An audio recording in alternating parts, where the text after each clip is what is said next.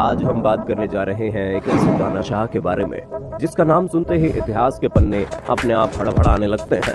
जी हाँ, ये सच है, एडोल्फ हिटलर के ऊपर 5 करोड़ लोगों के कत्ल का इल्जाम है। कहा जाता है दूसरा विश्व युद्ध उसी की सनक की वजह से शुरू हुआ था, लेकिन फिर ऐसी क्या सिचुएशन बनी कि उसे एक बंकर में शादी करनी पड़ी और उसके बाद सुसाइड भी करना पड़ गया। आज हम जानेंगे इस डिटेक्टर की पूरी कहानी, इसलिए आज के वीडियो में आखिर तक बने रहना। जर्मनी के तानाशाह एडोल्फ हिटलर का जन्म ऑस्ट्रिया में हुआ था, लेकिन आगे चलकर वो जर्मनी का चांसलर बना, यानी कि प्रधानमंत्री। हम कहानी की शुरुआत करते हैं पहले विश्व युद्ध से। पहले विश्व युद्ध के दौरान अलग अलग देश अपने अपने गुट बनाकर एक दूसरे से लड़ रहे थे। तकरीबन 4 साल चला ये पहला विश्व युद्ध जर्मनी को एक सबक देकर गया, क्योंकि इस युद्ध में जर्मनी की हार हुई थी। हिटलर इस युद्ध में एक सिपाही की तरह लड़ा था, लेकिन इस युद्ध को हार जाने के बाद जर्मनी को सरेंडर करना पड़ा और इसके साथ दूसरे हारने वाले देशों पर ब्रिटेन, फ्रांस और जीते हुए देशों ने कई सारे प्रतिबंध लगा दिए। उनसे हर्जाना वसूलने लगे, जिसके चलते जर्मनी की हालत और खराब हो गई। वहाँ भुखमरी, गरीबी, बेरोजगारी जैसी समस्याएं सिर उठाने लगी। आम आदमी की हालत खराब थी।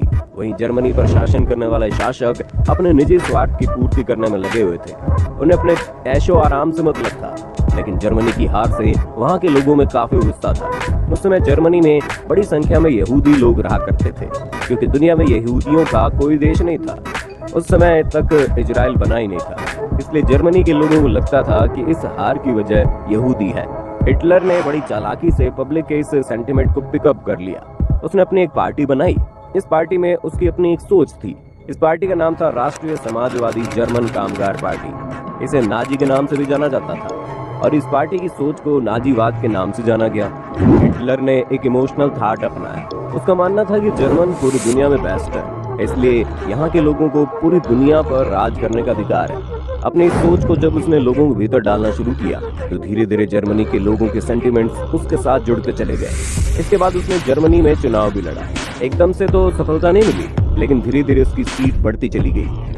अपने आप को बेस्ट मानने की सोच ने कहीं न कहीं हिटलर को जर्मनी के बाहर दूसरे देशों पर कब्जा करने और उन पर राज करने के लिए उकसाया। साल 1933 में जर्मनी में चुनाव हुए। चुनाव में हिटलर और उसकी पार्टी को बहुत बड़ी जीत मिली। हिटलर जर्मनी का चांसलर बन बैठा। इसके बाद हिटलर ने वहाँ की संसद को बर्खास्त कर दिया और सारी पावर अपने हाथ में ले ली। यहाँ तक कि हिटलर ने अपने आप को जर्मनी का जब सर्वोच्च न्यायाधीश घोषित कर दिया। हिटलर को ये भी लगता था कि जर्मनी ने जो पहला विश्व युद्ध हारा है, उसमें पोलैंड का भी हाथ है, इसलिए अब उसका मन दूसरे देशों के साथ साथ युद्ध करके उन पर कब्जा करने के लिए प्लानिंग करने लगा। लेकिन इस दौर में एडोल्फ हिटलर के साथ साथ इटली का तानाशाह मुसोलिनी भी हिटलर की सोच जैसी ही सोच रखता था। इनके साथ दुनिया का एक और देश था जापान, जो इस तरीके से द्वितीय विश्व युद्ध में तीनों देशों ने अपना एक गुट बना लिया। जर्मनी, इटली और जापान के नाम से दुनिया के दूसरे देश घबरा गए। न जाने कब किस देश पर हमला करके ये उसे जीत ले। इसलिए अमेरिका, ब्रिटेन और फ्रांस ने अपना एक गुट बनाया। उनके साथ सोवियत संघ भी मिल गया। जो इस तरीके से द्वितीय विश्व युद्ध के दौरान पूरी दुनिया 2 ग्रुपों में बंट गई।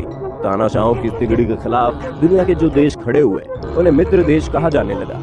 द्वितीय विश्व युद्ध की शुरुआत हुई 1 सितंबर 1939 में, जब जर्मनी ने पोलैंड पर अचानक हमला कर दिया। पोलैंड की इंग्लैंड के साथ एक ऐसी संधि थी जिसके तहत विपरीत परिस्थितियों में इंग्लैंड को पोलैंड के साथ रहना और उसे सुरक्षा देना। तो हमला पोलैंड पर हुआ था, लेकिन उसके साथ इंग्लैंड भी इसमें इन्वॉल्व हो गया। इंग्लैंड के साथ फ्रांस भी इस युद्ध में कूद पड़ा, लेकिन तब तक जर्मनी पोलैंड पर कब्जा कर चुका था। इस घटना के बाद साल 1939 में युद्ध तो नहीं हुआ, लेकिन हालात बहुत ही तनाव भरे रहे। इसके बाद 9 अप्रैल 1940 को जर्मनी ने नॉर्वे और डेनमार्क पर हमला कर दिया। इन दोनों देशों पर कब्जा करने के बाद बेल्जियम, हॉलैंड और सीधे सीधे फ्रांस पर भी हमला हो जाता है। आखिरकार फ्रांस ने भी हिटलर के आगे सरेंडर कर दिया। फिर फ्रांस को जीतने के बाद हिटलर ने सीधे सीधे इंग्लैंड पर हमला कर दिया। जर्मन फाइटर एयरक्राफ्ट इंग्लैंड को बर्बाद करने की कोशिश कर रहे थे, लेकिन इंग्लैंड उन्हें कड़ी टक्कर दे रहा था। इस टक्कर में इंग्लैंड का पलड़ा भारी पड़ता है और हिटलर को वहां मुक्ति खानी पड़ती है। ये पहला मौका था जब हिटलर ने हार का स्वाद चखा था। इसके बाद उसने रशिया पर हमला किया, उसके बड़े हिस्से पर कब्जा कर लिया। उस समय रूस इस हमले के लिए तैयार नहीं था, लेकिन इसके बाद रूसी फौजें इकट्ठा हुई और जर्मन सेना ने जैसे ही रूस में घुसने की कोशिश की, उसके पहले ही रूस की फौजों ने हिटलर की सेना को घेर लिया। जबरदस्त लड़ाई हुई और नतीजा हिटलर की दूसरी हार हुई। हिटलर की सेनाओं की लगातार 2 बार हार हुई। इसमें हिटलर की कमजोरी को दुनिया के सामने रख दिया। मित्र देशों को लगा अगर हम एक साथ मिलकर हिटलर का मुकाबला करें तो इसे हरा सकते हैं। इसके बाद इंग्लैंड, अमेरिका, फ्रांस और रशिया ने मिलकर इटली पर हमला किया, मुसोलिनी को सरेंडर करने के लिए मजबूर कर दिया। इटली की हार के बाद हिटलर के हौसले पस्त हो गए। ये समय था 1944 का। इस समय द्वितीय विश्व युद्ध जारी था। अगस्त के महीने में अमेरिका ने जापान पर 2 परमाणु बम गिराए। इसके बाद जापान इस युद्ध से पीछे हट गया। अमेरिका ने जैसे ही हिरोशिमा और नागासाकी पर परमाणु बमों का प्रयोग किया, पूरी दुनिया ने विनाश का ऐसा तांडव देखा जो इससे पहले कभी नहीं देखा गया। जापान ने मजबूर होकर सरेंडर कर दिया। हिटलर के 2 मजबूत सहयोगी इटली और जापान दोनों सरेंडर कर चुके थे। हिटलर अब अकेला पड़ चुका था। इधर मित्र देशों की सेना अब जर्मनी की तरफ बढ़ रही थी। हिटलर की सेना लगातार हार का सामना कर रही थी और अब जर्मनी के लिए अपने देश को बचाना भी मुश्किल हो गया। एक समय ऐसा भी आया कि रूस और मित्र देशों की सेनाएं बर्लिन में घुस रही थी, जो कि जर्मनी की राजधानी थी। हिटलर बर्लिन में ही मौजूद था। हिटलर की हार के कारणों में उसके सताए हुए कुछ अपने जिम्मेदार थे, जिन्होंने उसके बारे में इंफॉर्मेशन दुश्मनों को शेयर की। हिटलर को भी इस बात का एहसास था कि उसके अपने ही सैन्य अफसरों ने उसके साथ गद्दारी की। हिटलर ने अपने आप को सेव करने के लिए बर्लिन में ही जमीन से 50 फुट नीचे एक ऐसा बंकर बना रखा था जिसके बारे में ज्यादा लोगों को जानकारी नहीं थी। अपने चंद भरोसेमंद लोगों के साथ अपनी गर्लफ्रेंड को लेकर उसी बंकर में अपने आप को सिक्योर फील कर रहा था।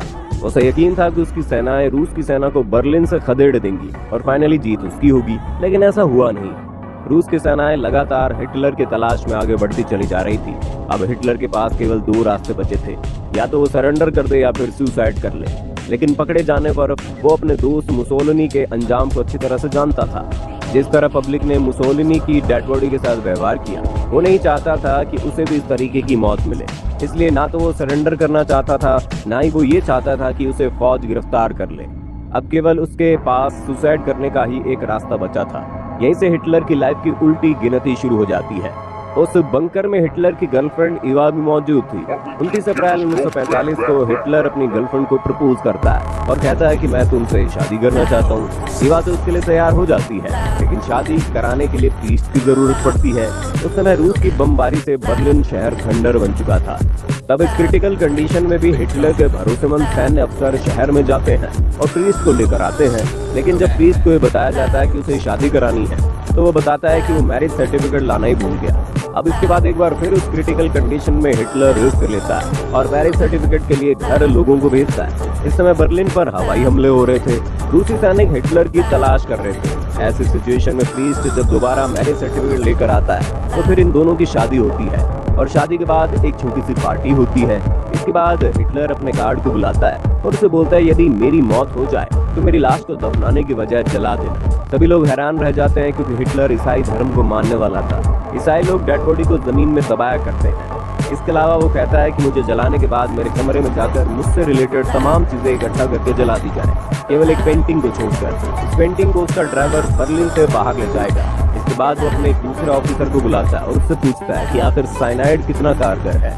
वो अपने एक पसंदीदा कुत्ते पर साइनाइड का प्रयोग करता है। कुत्ता कुछ सेकंड में मर जाता है। उसे वहीं बंकर के कंपाउंड में दफना दिया जाता है। हिटलर के पास जो भी फोन आते थे, वो पहले रोसर ही सुनता था, उसके बाद वो फोन हिटलर को दिया जाता था। हिटलर को इस बात की जानकारी मिली कि अब बर्लिन को बचाना संभव नहीं है। रूसी फौजी बड़ी तेजी से आगे बढ़ रही थी। इसके बाद हिटलर अपनी गर्लफ्रेंड ईवा के साथ रूम में जाता है और रूम के बाहर उसका गार्ड रोसर मौजूद होता है। हिटलर की जिंदगी के आखिरी पलों पर रोसर ने किताब लिखी है। कुछ देर बाद हिटलर के कमरे से एक फायर की आवाज आती है। हिटलर ने पहले ही कह दिया था कि उसे डिस्टर्ब ना किया जाए। थोड़ी देर बाद उस कमरे को खोलकर जब लोग अंदर जाते हैं तो देखते हैं टेबल पर हिटलर मरा हुआ है और इवा भी मर चुकी है। इवा ने नीले कलर की ड्रेस पहनी थी। इवा की मौत साइनाइड के जरिए हुई, जबकि हिटलर ने खुद को गोली मार ली। हिटलर ने अपने एक और मददगार से 200 लीटर पेट्रोल मंगाया था। हालांकि केवल 180 लीटर पेट्रोल मिल पाया। हिटलर की लाश और उसके साथ उसकी तमाम चीजों को जला दिया गया। इसके बाद इन तमाम चीजों को इवा के साथ दफना दिया गया। इसके कुछ दिन बाद रूस की सेना इस बंकर तक पहुंचती है। रूसी सेना उस गड्ढे को खुदवाती है। वहां से एक दांत का सेट और कुछ चीजें मिलती है। रोसर को गिरफ्तार कर लिया जाता है। फिर हिटलर के उस डॉक्टर को भी गिरफ्तार किया जाता है जो उसके दांतों का अक्सर इलाज करता था। इसके जरिए रूस की सरकार ये कंफर्म करती है कि 29 अप्रैल 1945 को हिटलर की मौत उसी के बंकर में हुई थी। लेकिन ये कहानी हिटलर के नजदीक रहने वाले लोगों के जरिए ही दुनिया के सामने आई थी। तो रूस की सरकार ने अपनी मोहर लगा दी थी। कुछ लोगों का ये भी कहना है कि दरअसल हिटलर बर्लिन से निकलने में कामयाब हो गया था। तो भेद बदलकर ब्राजील में रहने लगा। 90 साल की उम्र में उसकी ब्राजील में मौत हुई।